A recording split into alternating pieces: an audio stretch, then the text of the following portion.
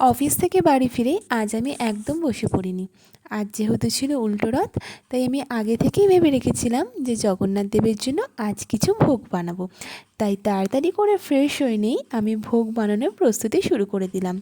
যদিও আমি খুব বেশি বড় আয়োজন করতে পারিনি, তবে যেইটুখানি আয়োজন করেছি চলো সেইটুখানি তোমাদের সাথে শেয়ার করে নিই। প্রথমেই তো বানিয়ে নিলাম সুজি, আর তারপর বানিয়ে নিয়েছিলাম লুচি। আমি সবটা নিজে হাতেই করেছি আজকে। ময়দা মাখা থেকে শুরু করে, লুচি বেলা থেকে শুরু করে, গরম গরম লুচি ভাজা পর্যন্ত। সে যাই হোক, এই কাজগুলো করতে না আমার সত্যিই খুব ভালো লাগে। অফিস থেকে যতই ক্লান্ত হয়ে ফিরি না কেন, এই কাজগুলো আমার একটুও বিরক্ত লাগে না। বরং মনে হয় সারাদিনের ক্লান্তিটাই যেন ধীরে ধীরে কোথায় চলে যাচ্ছে। আর অফিস থেকে ফেরার পথে আমি গরম গরম জিলেপি আর সাথে সাথে সন্দেশও কিনে এনেছিলাম। তাই সব কিছু একসাথে সুন্দর করে সাজিয়ে আজ জগন্নাথ দেবকে ভোগ নিবেদন করলাম।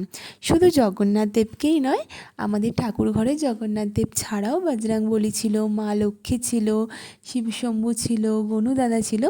আমি সবাইকেই ভোগ নিবেদন করেছি। আর এই এত ব্যস্ততার মধ্যেও দিনের শেষের এই কয়েকটা মুহূর্ত আমার কাছে ভীষণ শান্তির। তাই ভাবলাম আজকের এই ছোট্ট ভিডিওটা আর আমার এই ছোট্ট আয়োজনটুকু তোমাদের সাথে শেয়ার করে নিই। মহাপ্রভুর কৃপা আমাদের সকলের জীবনে সর্বদা বিরাজ করুক। সুখ, শান্তি আর আনন্দে ভরে উঠুক প্রতিটি দিন। সবাই ভালো থাকবেন আর সুস্থ থাকবেন। জয় জগন্নাথ।